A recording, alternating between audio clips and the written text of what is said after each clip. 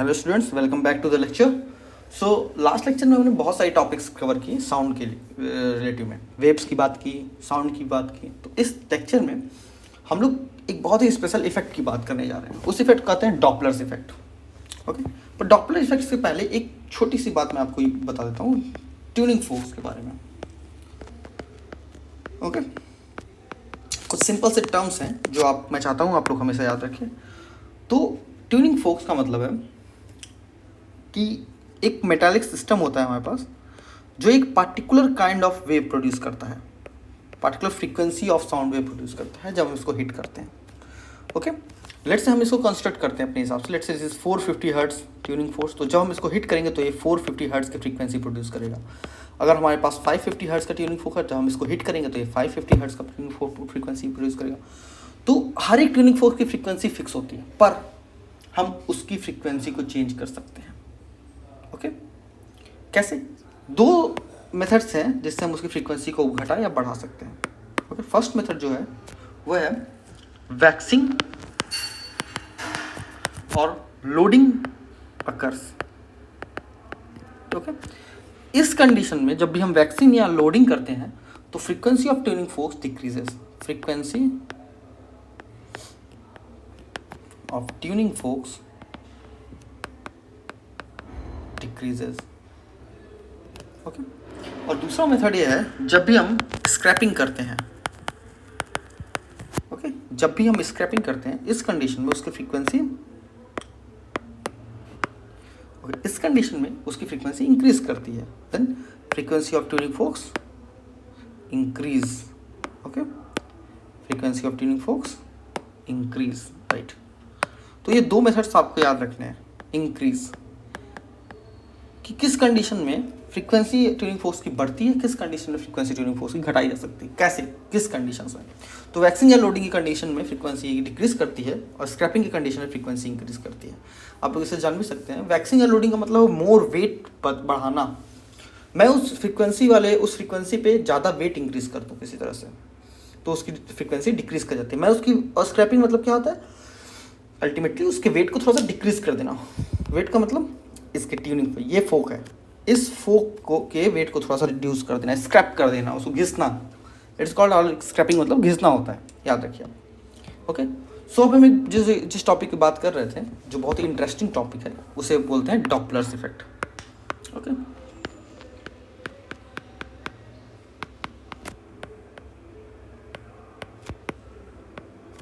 ये इफेक्ट कैसे काम करता है देखिए।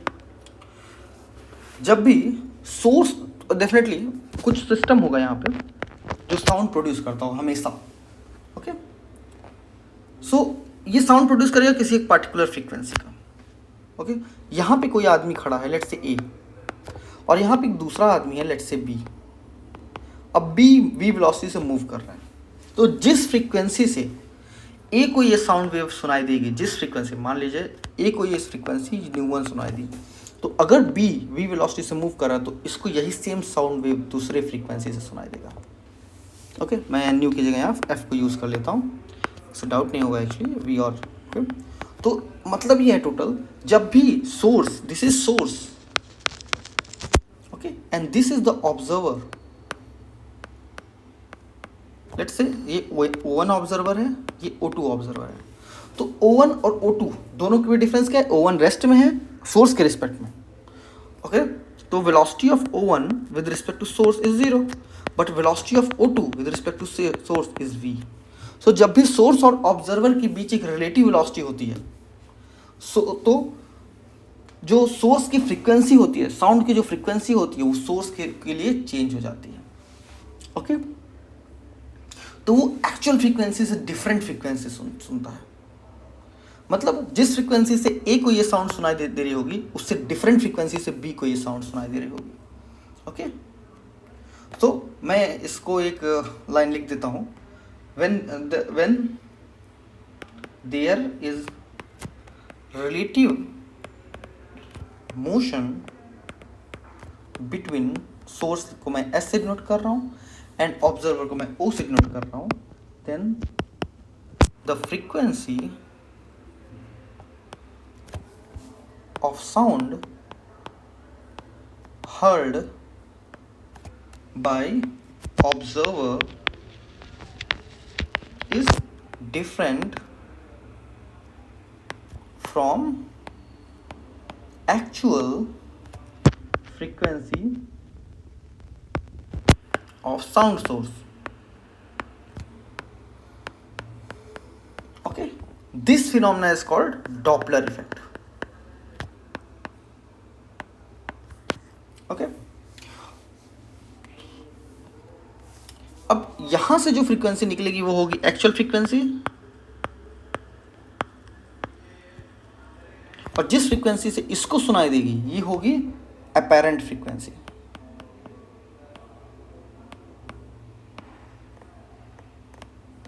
ओके, तो दोनों में डिफरेंस है. तो मैं अपैरेंट फ्रीक्वेंसी की अगर डिफिनेशन लिखूं तो डिफिनेशन सिंपली सी है, the frequency which is different from actual frequency of sound source.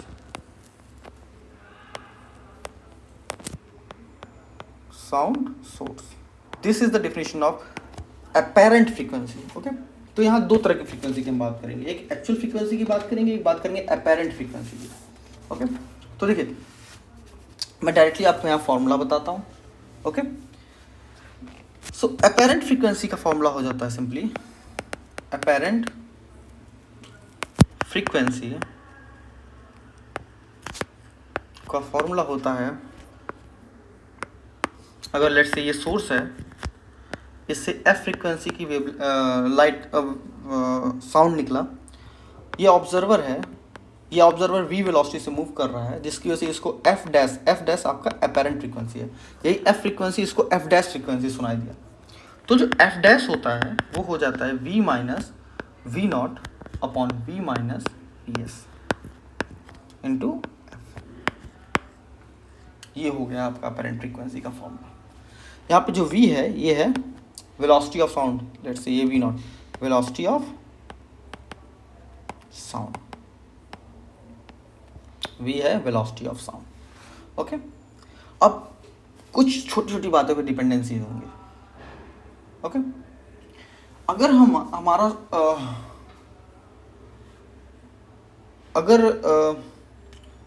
हमारा जो सोर्स है और ऑब्जर्वर है, अगर ऑब्जर्वर सोर्स से दूर भाग रहा है, दो कंडीशन हो सकती हैं, ऑब्जर्वर सोर्स से दूर भाग सकता है या ऑब्जर्वर सोर्स के पास आ सकता है, दो कंडीशंस हो सकती हैं. ओके, अगर ऑब्जर्वर सोर्स से दूर जाएगा तो यही फ्रीक्वेंसी v, तो जो f डैश होगा वो हो जाएगा positive. Okay, f dash will be positive. So अगर ये नजदीक जाएगा तो ये f डैश क्या हो जाएगा, नेगेटिव.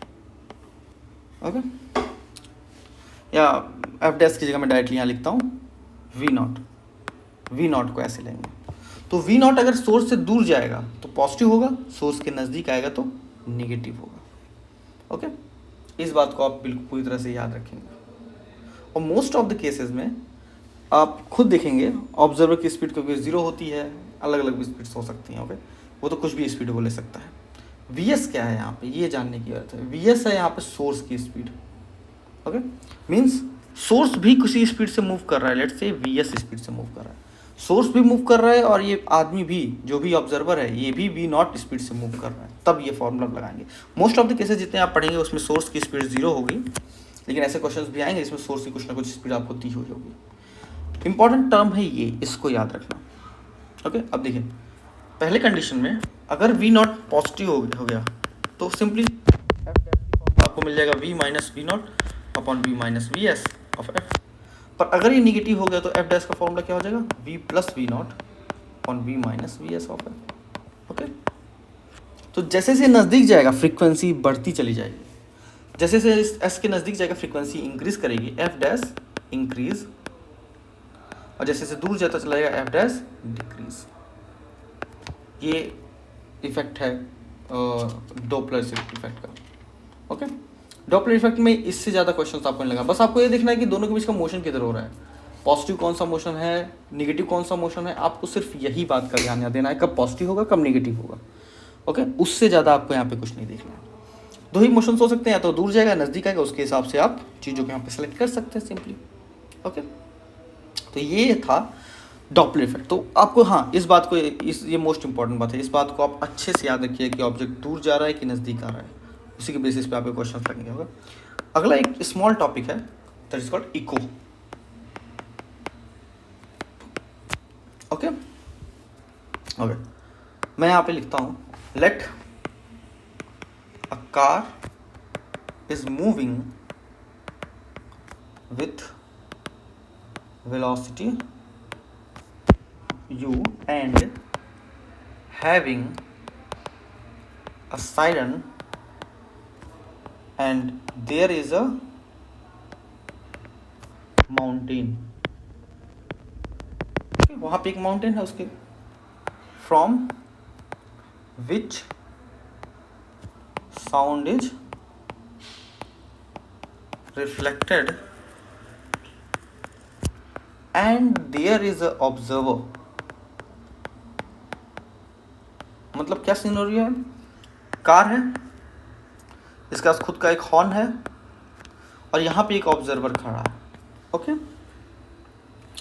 ये u वेलोसिटी से मूव कर रहा है और यहाँ पे एक माउंटेन या क्लिफ कुछ भी है। ओके, तो जब ये हॉर्न को बजाएगा तो क्या होगा, लाइट साउंड वेव्स यहाँ से जाएंगी और ये वापस आएंगे और साउंड वेव्स इसके पास भी जाएंगे डायरेक्टली। तो इसको दो तरह के साउंड वेव्स सुनाई देंगे, एक होगा फ्रॉम कार, एक होगा आफ्टर रिफ्लेक्शन फ्रॉम माउंटेन। तो यहां से निकली एक ही साउंड, ठीक है, एक ही साउंड होगा, लेकिन दो तरह के वेव्स इसके पास आए तो इसको दो तरह के साउंड सुना है, सेम साउंड पर दो डिफरेंट पोजीशन से सुनाई देंगे। ओके, क्या हो रहा है, पहले तो ये सोर्स था, उसके बाद ये यहाँ से लगा, अब ये सोर्स बन गया है, तो ये इसने भी साउंड वेव इससे, पहला वेव इससे डायरेक्टली आया, दूसरा वेव इससे इसके सोर्स बनने की वजह से आया जब इससे ये लड़ा। ओके, कॉन्सेप्ट यही सिंपल सा है कि अगर ऑब्जर्वर है और ये वॉल है कोई और इससे साउंड जाके लड़ रही है, तो जहाँ पे साउंड लड़ रही है वो खुद एक सोर्स की तरह वर्क करने लगेगा। ओके, इस ऑब्जर्वर के लिए अब सोर्स साउंड क्या बन गया, ये, तो अब ये साउंड प्रोड्यूस कर रहा है, ओरिजिनली ये साउंड प्रोड्यूस नहीं कर रहा है। ओके, ओरिजिनली साउंड प्रोड्यूस नहीं कर रहा है, वो सिर्फ एक मीडियम है जिससे साउंड रिफ्लेक्ट हो रहा है, पर हमको ऐसा लगेगा कि साउंड प्रोड्यूस हो रहा है। इसकी वजह से कई मिराजेस की तरह भी वर्क करता है। ओके, कि अगर इस तरह का साउंड्स प्रोड्यूस होता है एज अ सोर्स, तो हमको ऐसा भी फील होता है कि ये माउंटेन्स जो है वो हमारी तरफ मूव कर रहे हैं। कभी कभी आपने फील किया होगा, अगर माउंटेन से क्लिफ्स की तरफ आप मूव कर रहे हो और उससे साउंड वेव्स आती हैं, रिफ्लेक्शंस होके, इको होके, तो ये फील होता है कि ये आपकी तरफ मूव कर रहे हैं, ऐसी फीलिंग्स होती हैं। ओके, सो ये एक बेसिक कॉन्सेप्ट था इको। इको क्या करता है, इको सिंपली एक सोर्स होता है, सोर्स से लाइट निकलती है, साउंड निकलता है, साउंड जाके दूसरा सोर्स क्रिएट करता है और इससे भी साउंड आती है। तो आपको दो तरह के साउंड एक ही साथ सुनाई देंगे, क्योंकि स्पीड ऑफ साउंड इज बहुत ज़्यादा है, इस वजह से आपको छोटे माइन्यूट डिफरेंसेस आपको साउंड के में पता चल सकते हैं, पर मोस्टली ये सेम ही साउंड प्रोड्यूस करते हैं। ओके, सो आज के लेक्चर के बाद हमारा साउंड वेव जो है, साउंड चैप्टर, वो फिनिश हो गया है। इसके बाद हम लोग नए चैप्टर की तरफ प्रोसीड करेंगे। तो अगर आपको साउंड वेव चैप्टर में कोई प्रॉब्लम हुआ हो, ओके, कोई भी प्रॉब्लम हुआ हो, तो प्लीज़ मुझे कमेंट सेक्शन में ज़रूर बताएं। और एक बोनस टॉपिक मैं आपको यहाँ डिस्कस कर सकता हूँ, एक बोनस